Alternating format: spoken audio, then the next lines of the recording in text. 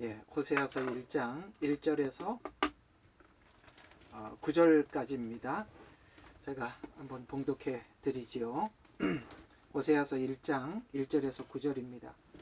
유다의 왕들로 우시아, 요담, 아하스, 히스기야의 시대요 이스라엘 왕으로는 요아스의 아들 여로보암 시대에 부엘리의 아들 호세아에게 임한 주의 말씀이라. 호세아를 통한 주의 말씀의 시작이라. 주께서 호세아에게 말씀하시기를 너는 가서 음란한 아내를 얻어서 음란한 자식을 낳으라. 이는 그 땅이 주로부터 떠나 크게 행음하였음이니라 하였더라. 그러므로 그가 가서 디불라임의 딸 고멜을 취하였더니 그녀가 임신하여 그에게 아들을 낳았더라.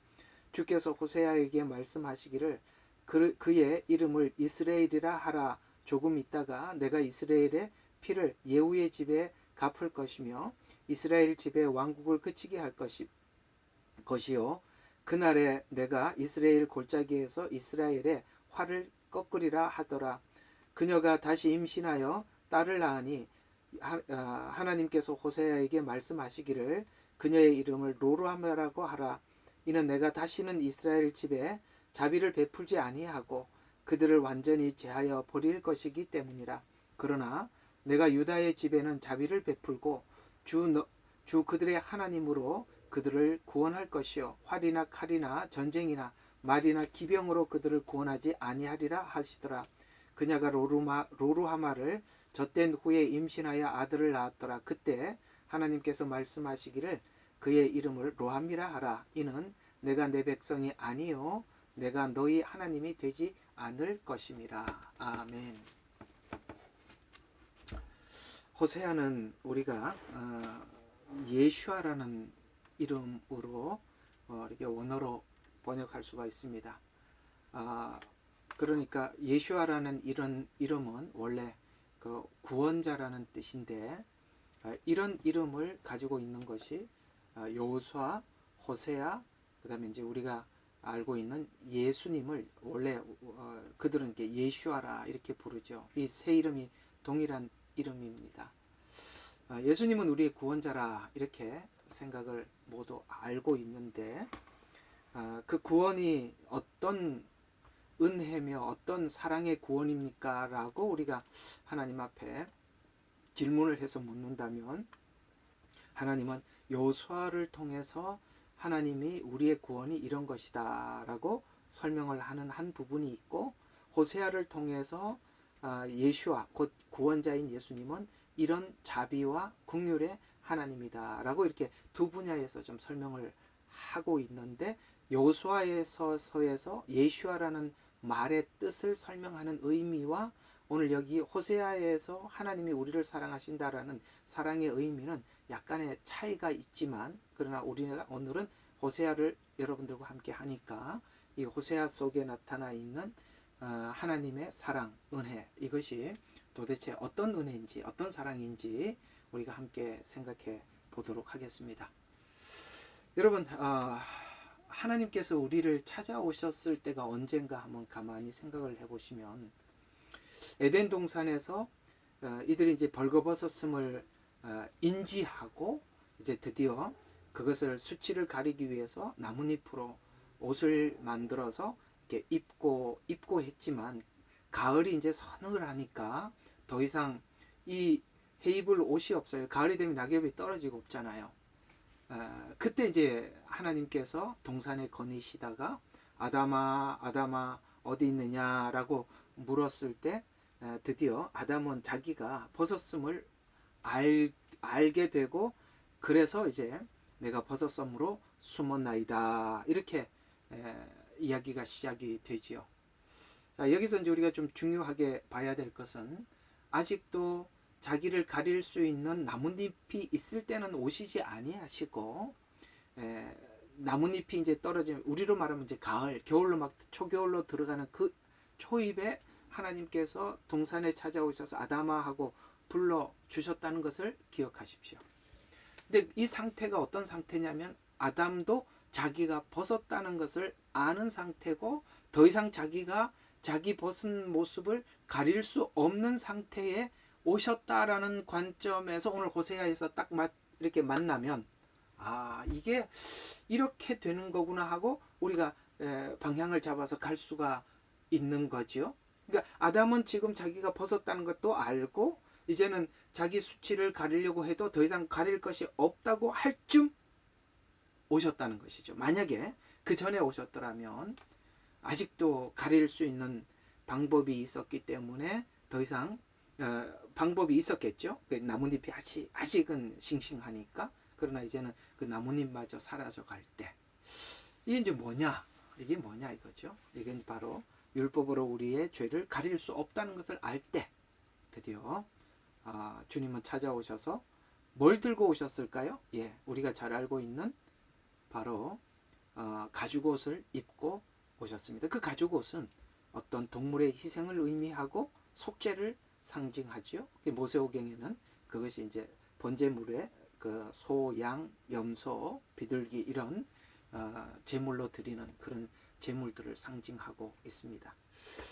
호세아서는 하나님께서 우리를 얼마나 사랑하시는가라는 이 사랑을 우리에게 설명해주고 싶어서 등장하고 있는 성경인데, 여러분 우리 한번 생각해봐요. 우리 이제 이미 결혼하신 분들도 있고 앞으로 결혼해야 될 분들도 있지 않습니까? 우리가 이제 서로가 사랑하는 대상을 만나서 결혼이라는 것을 가만히 생각을 해보면 우리는 이런 생각을 하게 될 것입니다. 그 사랑은 내가 어떻게 고백을 할까? 얼마나 이제 로맨틱하게 가서 어떤 말로 어떻게 사랑을 고백을 할까? 이렇게 생각들을 기본적으로 하는데 여기 보면 호세아서 보면 하나님이 우리를 찾아오셔서 사랑을 고백을 하는데 이게 뭐 로맨틱하지 않아요. 굉장히 뭔가 심각한 상황에서 찾아온 것 같죠. 이제 그걸 몸소 느끼게 하기 위해서 호세아는 원래 직업이 제사장입니다. 거룩한 제사장이죠.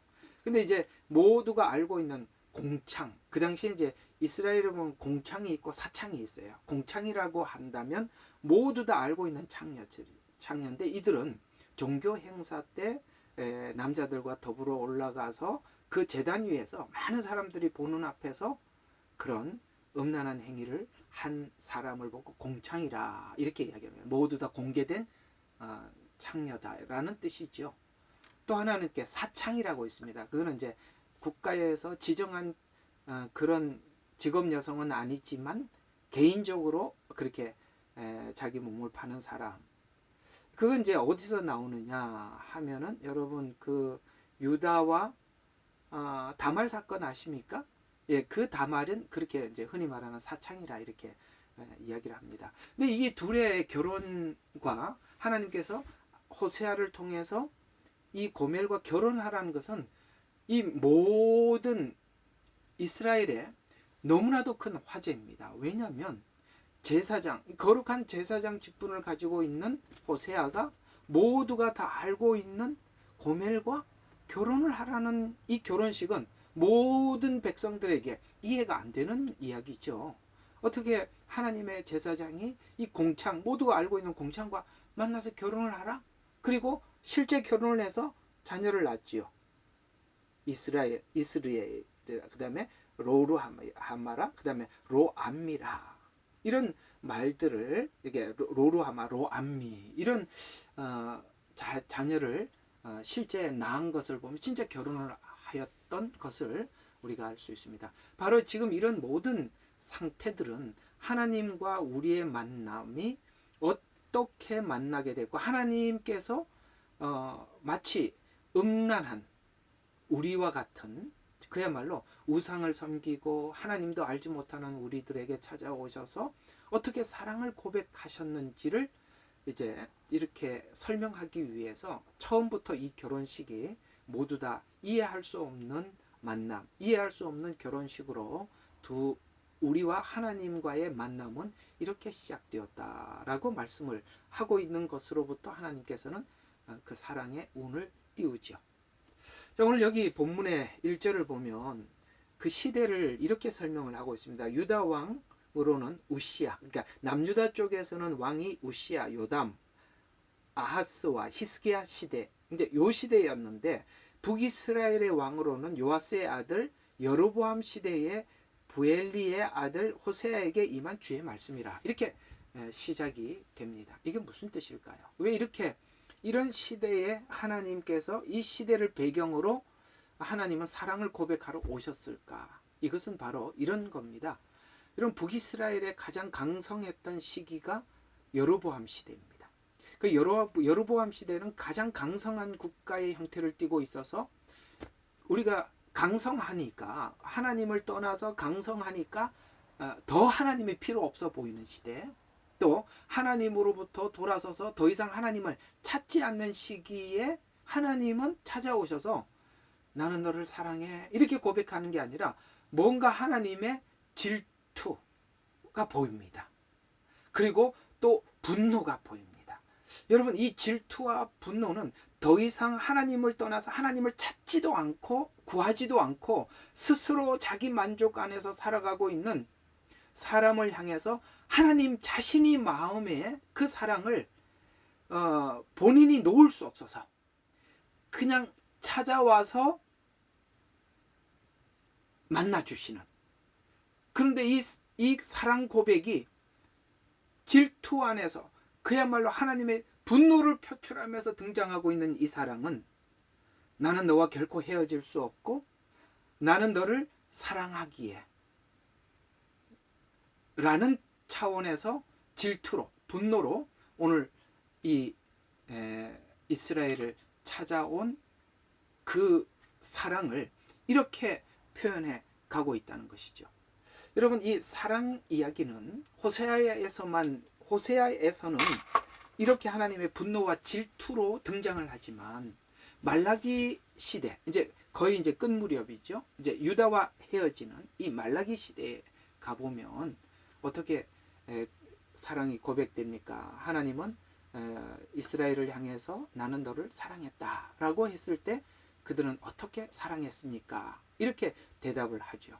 여기 지금 북이스라엘에 찾아간 하나님은 지금 그 사랑을 분노와 질투로 찾아가고 있고, 이제 이스라엘의 그 북이스라엘은 다 멸망을 했고 남유다만 남았는데 그 말라기에 남유다에게 찾아가서 하나님은 난 너 사랑했다라고 했을 때 그들은 어떻게 우리를 사랑했느냐? 참 되게 이상하지 않아요? 그러니까 사랑할 수 없는 사람을 찾아가서 사랑 고백을 하고 있고 사랑을 계속 쏟았는데 나 지금까지 사랑했어. 그러니까 어떻게 사랑했는지도 그 사랑을 관찰해 보지도 않고, 그러니까 지금 이 둘의 관계는 어떤 거냐면 하나님은 짝사랑을 하고 있었던 것이죠. 끊임없이 계속 사랑을 하고 있었는데 사랑을 받고 있는 상대는 이걸 사랑을 받고 있는지도 모르고 어떻게 그 사랑으로 찾아왔는지도 모르는 그를 찾아가는 사랑이라면 지금 이 둘의 관계는 분명히 이렇게 설정이 되어 있다는 것이죠. 한쪽은 전혀 사랑에 대한 감각도 감동도 없는, 관심도 없는 그를 하나님은 그냥 일방적으로 찾아오셨는데 왜 분노로 찾아오시느냐? 포기할 수 없어서, 놓을 수 없어서. 여러분, 진짜 사랑하면 그냥 덜 사랑하면 이혼도장 찍고 돌아서고 그만인데 진짜 사랑하니까 놓을 수가 없으니까 하나님은 오늘 이 호세아에서 이런 모습으로 등장을 하고 있는 것이죠. 자, 그러면 이 사랑의 고백을 하나님은 요한복음 3장 16절에 이렇게 오늘 여기 호세아에서 말씀하고 있는 이 사랑의 고백을 요한복음 3장 16절에서 이렇게 이야기하죠. 하나님이 세상을 사랑하사 독생자를 주셨으니 이는 저를 믿는 자마다 영생을 얻게 하려면, 주셨으니라는 말이 그냥 단순히 준 정도가 아니라 어떻게 합니까? 그 질투와 분노는 반드시 내가 너를 건지고야 말겠다. 내가 너와 하나가 되고 말겠다. 나는 너와 헤어질 수가 없다라는 표현을 어디서 하셨어요? 십자가에서 하셨죠. 죽음으로 찾아온 사랑이죠. 이건 사랑을 느끼지도 못하는 사람에게 자신의 죽음을 통해서 그 사랑을 고백을 하고 이끌어 갔다면, 반대로 오늘 이 고멜과 같은 우리가 그 사랑에 어떻게 반응해야 하느냐라는, 오늘 저와 여러분이 주님을 만난 이후에 이런 사랑을 받은 우리가 하나님 앞에 이 사랑을 어떻게 표현해야 하느냐에 대해서 우리가 우리 방식으로 표현하는 것이 아니라 이렇게 우리를 사랑하신 그 사랑이 사랑으로 찾아오신 그 하나님 앞에 하나님이 요구하는 방식대로 내가 사랑을 표현해야지라고 고백하는 것이 순종이라는 것이죠. 순종은 그냥 나오는 것이 아니라 바로 이 사랑을 우리가 입었고 이 사랑을 확인한 우리가 이렇게까지 사랑하셨다면 우리가 하나님 앞에 어떻게 사랑을 표현해야 하는가? 이 하나님의 사랑의 거룩한 분노, 이걸 알지 못하면 내가 너를 이렇게 창녀와 같이 살아가고 있는 너를 더 이상 볼 수는 없다. 가서 네가 와서 다시 과거 생활로 되돌아가더라도 또 찾아오고 또 찾아와야 한다면 너는 나와 이렇게 만나서 함께 하나가 되었고 결혼을 하고 하나님께서 예수님이 우리의 신랑이 되시고 우리가 신부가 되었는데 신부인 우리는 고멜과 같이 또 옛날 옛생활로 되돌아가서 이렇게 생활하고 옛생활로 되돌아간 이 고멜을 다시 찾아오라고 해서 하나님께서 되찾아 오는 것은 몇 가지 의미가 있죠. 하나는 나는 결코 너와 헤어질 수가 없다. 내가 죽음을 죽음을 불사르러다 이게 말이 잘 안 되는데 라더라도 내가 너를 찾아오고야 말겠다. 와 또 하나가 또 뭐가 있죠? 네가 창녀같이 살아가고 있는 이 생활을 나는 포기할 수가 없다. 거룩으로 돌아와야 한다. 그 거룩을 내가 놓을 수 없다. 이런 것들이 포함되어 있는 것이죠. 어쨌든 이 고멜은 호세아와 함께 살려고 한다면 아시다시피 이 호세아는 제사장입니다. 그래서 그도 함께 거룩한 삶을 추구해야 하는 것이죠.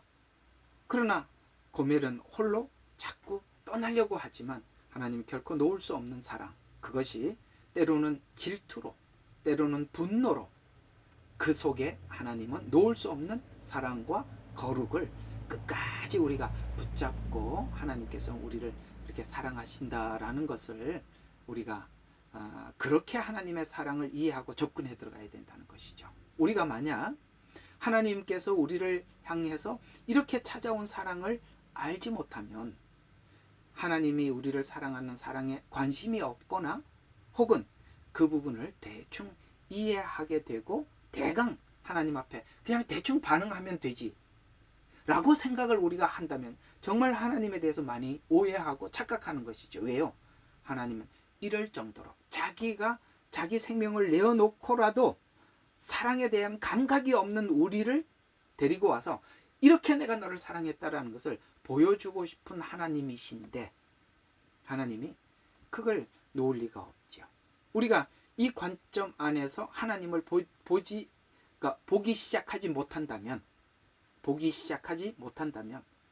우리는 하나님의 사랑을 자기 관점에서 오늘 이 고멜이 생각하고 있는 수준에서 생각할 뿐 오늘 이 호세아서에서 말씀하고 있는 이 하나님 입장에서 그 사랑에 접근하지 못하기 때문에 하나님이 우리를 사랑하셨던 그 사랑이 우리에게 아무런 도움이 되지 못한다는 것입니다. 바로 이 관점 안에서 하나님이 우리를 어떻게 사랑했는지를 보셔야 된다는 것이죠.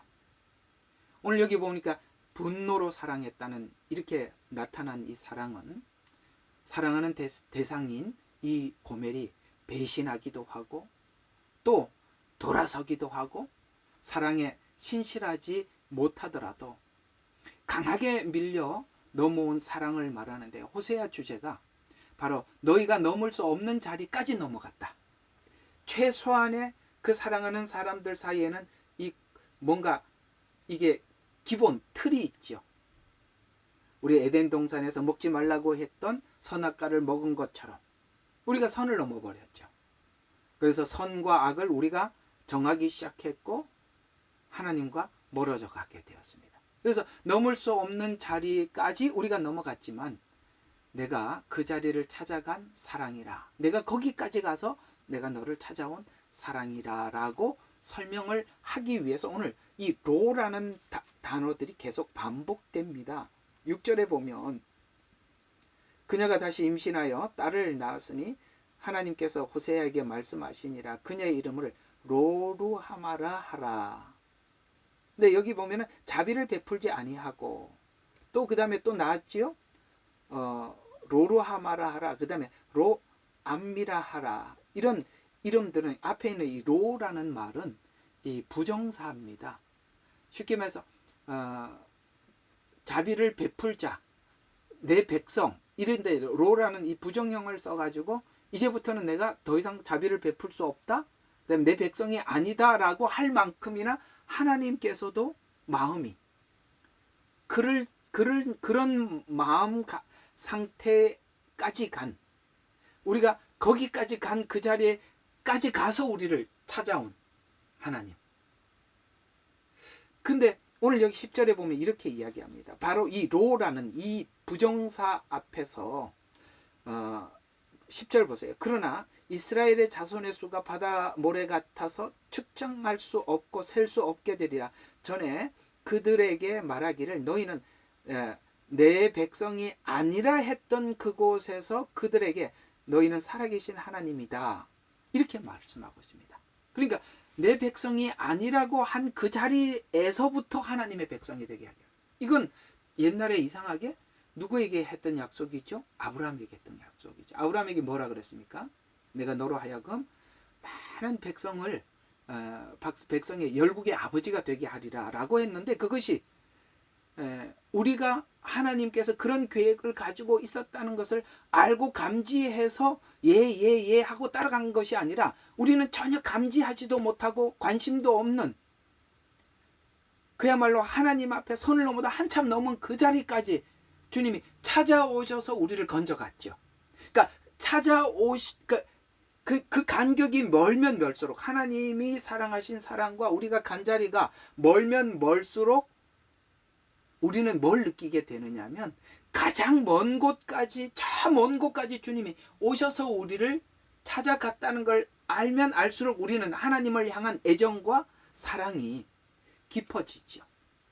만약에 나도 하나님을 일부 사랑했고 하나님도 나를 사랑했다라고 이 사랑이 하나님이 우리를 사랑한 사랑과 내가 하나님을 사랑한 사랑이 별 차이가 없다면 우리는 하나님 앞에 내가 하나님을 사랑한 거에 대한 대가를 요구하겠죠. 내가 이렇게 만큼 사랑했는데 하나님께서도 나에게 이렇게 사랑하는 것이 마땅한 거 아니겠어요? 라고 생각을 하겠지만 호세아서는 전혀 반대 이야기를 하고 있습니다. 너는 창녀였다.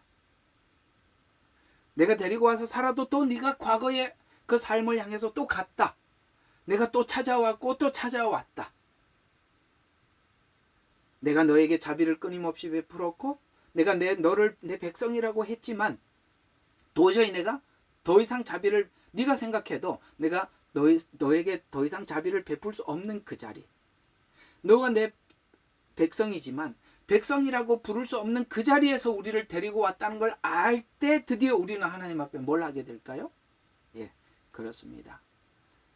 그 간격 때문에 우리 또한 하나님께서 사랑하신 사랑을 향해서 그 거친들을 아가서로 표현하자면은 그 거친들을 정말 달려가고 아무리 장애물이 있어도 그걸 우리가 넘어서 가게 되죠. 바로 하나님은 이 자리에 찾아오셔서 그래서 바로 죽음의 자리. 이게 성경이 이 부분을 잘 설명한 것이 요한복음 11장이에요. 자, 요한복음 11장 32절과 36절의 말씀을 잘 들어보세요. 이게 죽은 나사로를 살렸던 이야기거든요. 바로 이 부분이 이걸 설명을 해주고 있습니다. 한번 제가 읽어드리겠습니다. 마리아가 예수께 이르러 그를 보고 그 발 아래 엎드려 말하되 주여 당신이 여기 계셨다면 내 형제가 죽지 아니하였으리라.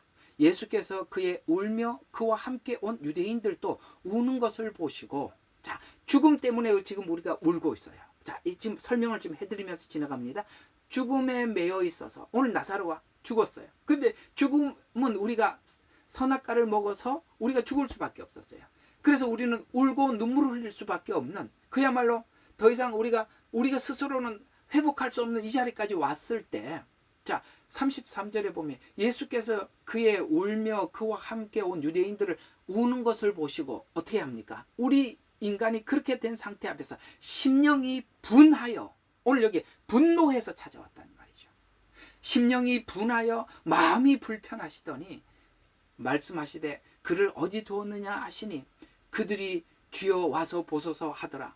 예수께서 눈물을 흘리시더라. 왜? 우리가 죄지어서 더 이상 회복할 수 없는 하나님과 관계가 끊어진 그 자리를 보시고 하나님이 분하셨어요.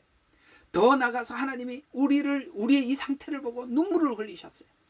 그래서 36절에 보면 그러므로 유대인이 말하기를 보라 그가 그를 얼마나 사랑하셨는지 하더라. 여러분, 이 나사로뿐이겠습니까?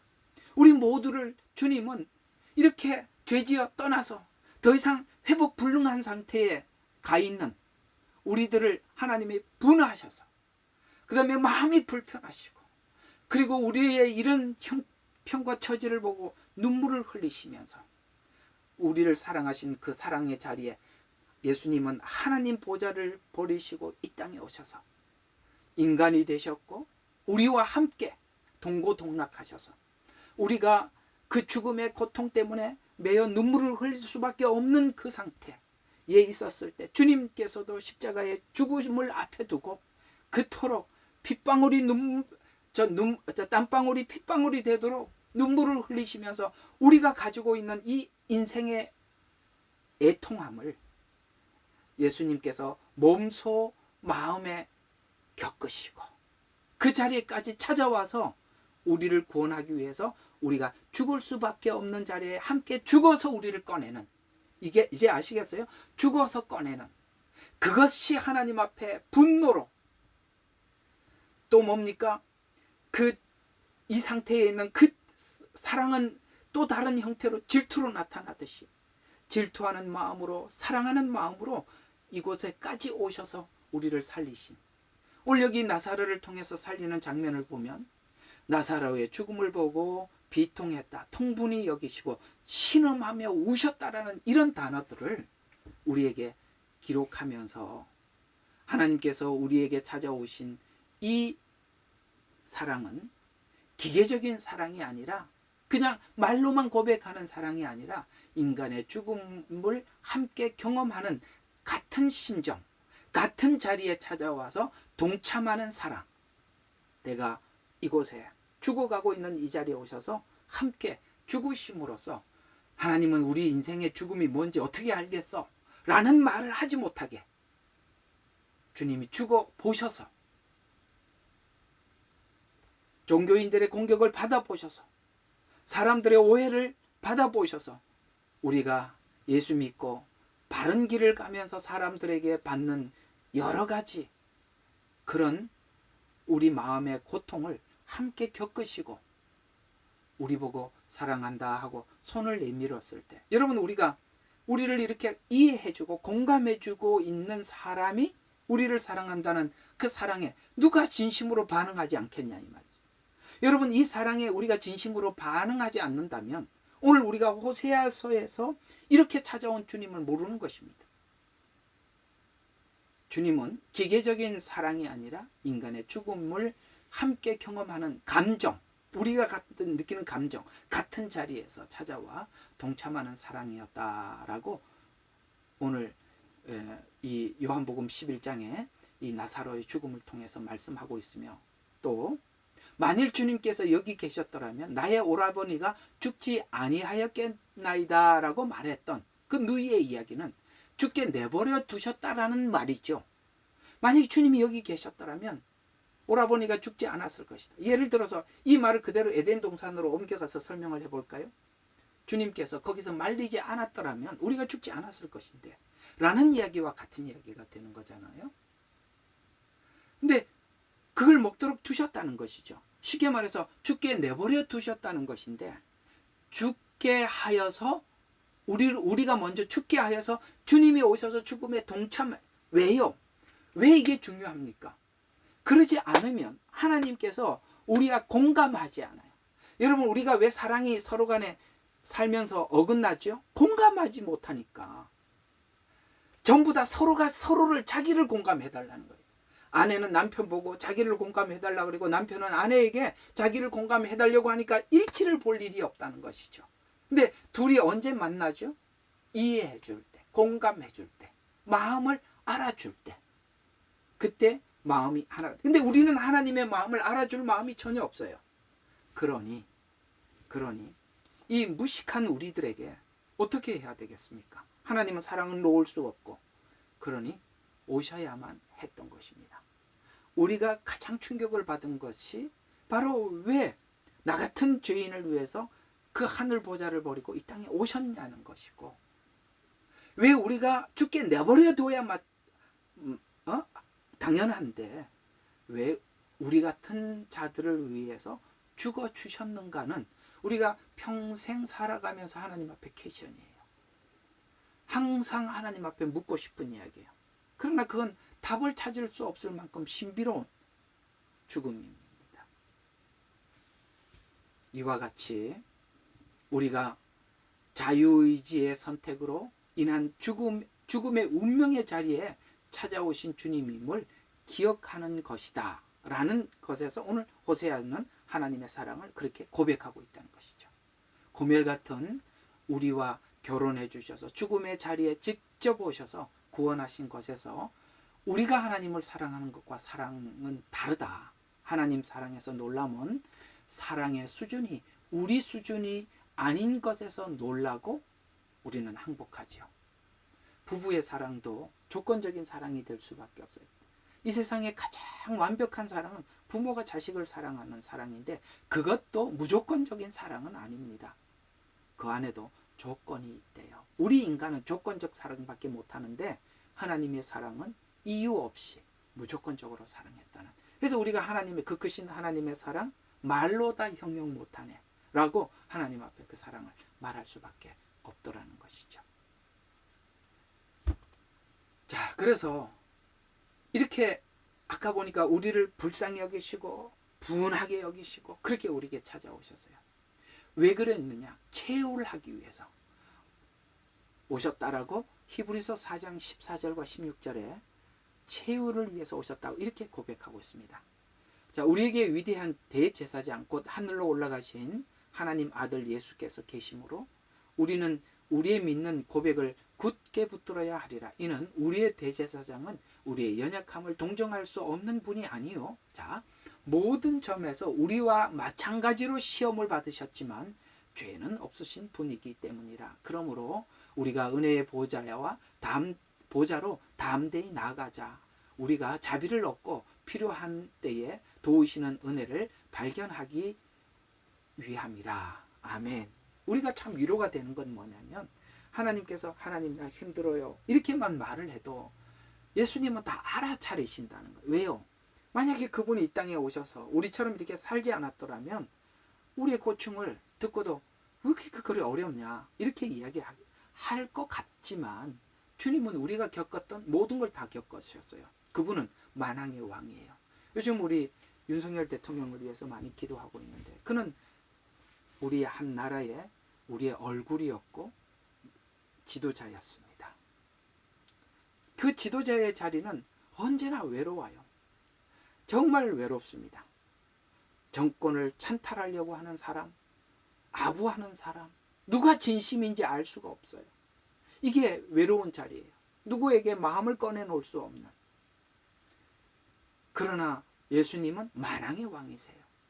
이 땅에 있는 왕 중의 왕이라는 말이에요. 모든 왕들의 그 외로움과 고통을 주님은 너무나도 잘 알고 계셔요.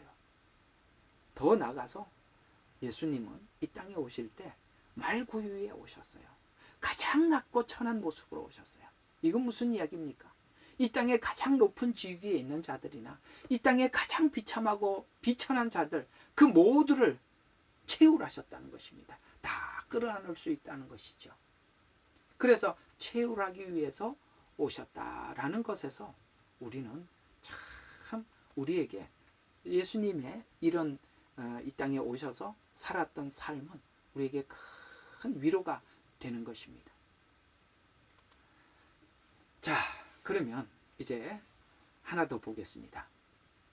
오늘 여기 하나님께서 우리가 그렇게 사랑하셨다고 말씀을 지금까지 드렸는데, 이렇게 사랑하는 것이 어떤 의미인지 모르면 우리가 하나님에 대한 이런 분노, 우리 성경에 보면 이스라엘이 하나님이 잘했다, 고맙다, 끌어안아주고 머리 쓰다듬어주고 구약을 보는 내내 하나님 무서워 죽겠어요. 그죠? 맨날 나타나서 이것들이 말이야, 내가 뭐 하나님이 늘 혼내고 말이죠, 뭐 이렇게 잘못됐다는 얘기밖에 안 하고, 우리가 성경을 읽다 보면 하나님은 참 무서운 분이더라, 잘못하면 지옥 가면 큰일 난다, 하나님 봤지, 가만히 그냥 안 넘어간다니까, 이런 얘기밖에 못하면 사랑 없이 보잖아요, 그런 말들을. 근데 오늘 이 이야기를 듣고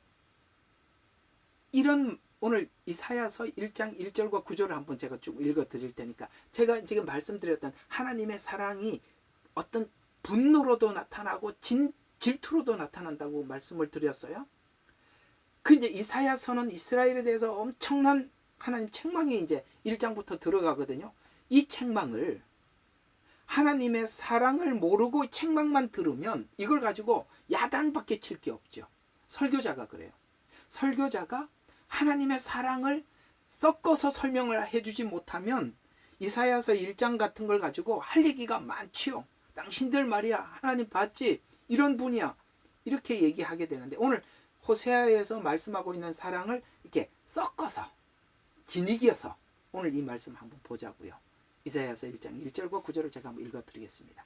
똑같은 이야기가, 그 시대가 같은 이야기들이에요. 자, 유다의 왕들 우시아와 요담과 아하시아와 히스기야의 시대. 아까 여기 똑같은 시대죠. 유다 시대야. 지금 같은 시대에 호세아가 북이스라엘을 통해서 북이스라엘에게 예언을 했고, 이사야는 북이스라엘 남유다 그다음에 그 주변 국가 전체를 예언을 했거든요.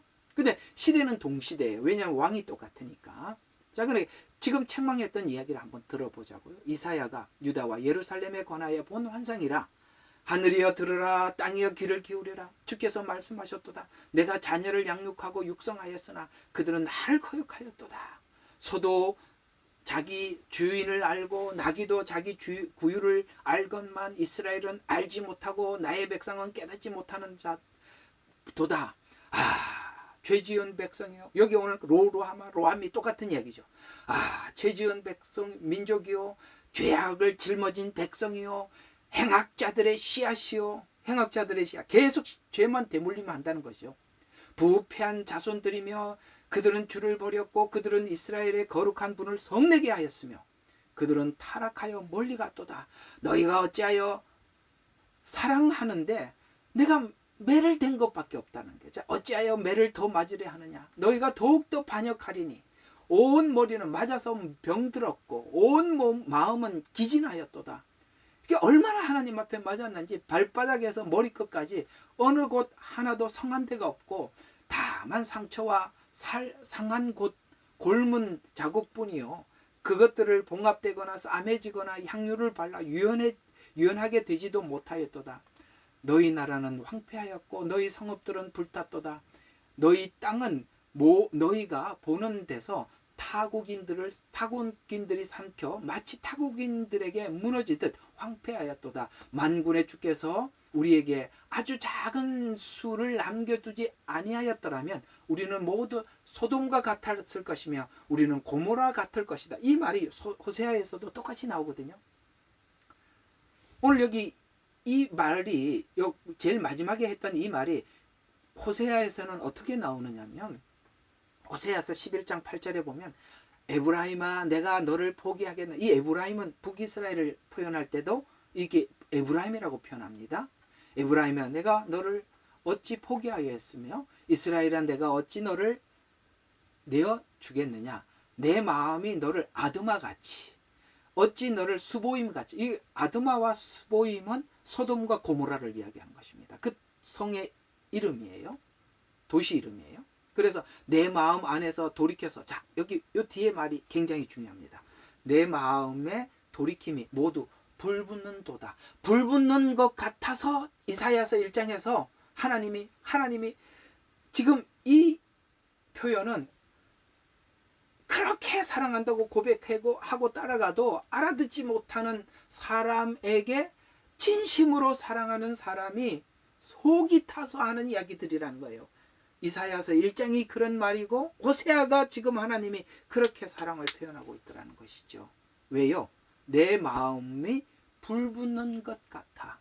그게 책망으로 나오기도 하고 분노로 나오기도 하고 질투로 나오더라. 빼앗길 수 없으니까.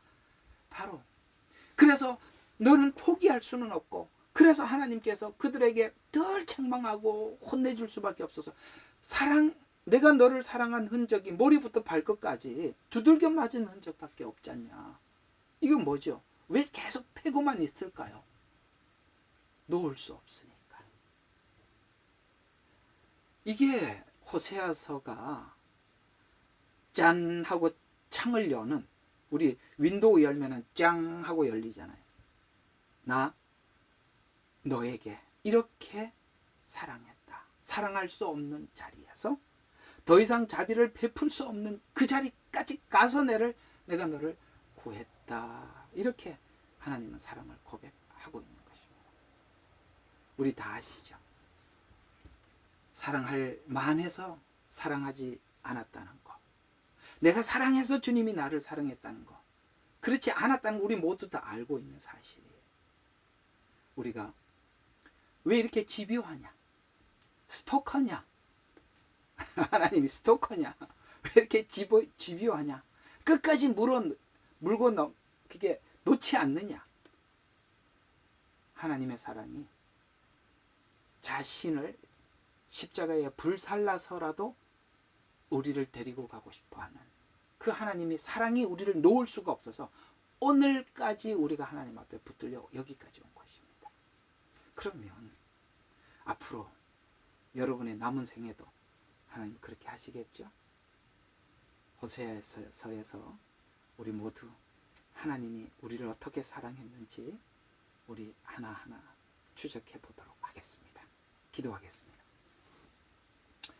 하나님, 죽음을 넘어서 온 사랑, 그 사랑은 질투와 분노로 때로는 나타나고 머리에서부터 발끝까지 그 사랑 받아야 될 대상이 사랑을 몰라서 마치 상처밖에 없을 정도로 그렇게 하나님께서 우리를 사랑하셨던 그 사랑, 하나님 그 시작이 바로 예수 그리스도 안에서 시작되었음을 아버지 하나님 알게 해 주시옵소서. 이 사랑을 모르면 그저 우리가 하나님 앞에 사랑하는 사랑의 고백들이 자기 중심적이고 피상적이어서 그래서 우리가 거룩한 삶을 도전하지 못하는 것입니다. 주여, 오늘 이 호세아를 하는 내내 사랑하는 성도들에게 이 사랑을 깊이 깨닫게 해 주셔서 하나님, 우리가 건성으로 하나님 앞에 사랑 고백하는 자 하나도 없도록 하나님 도와주시옵소서. 감사드립니다.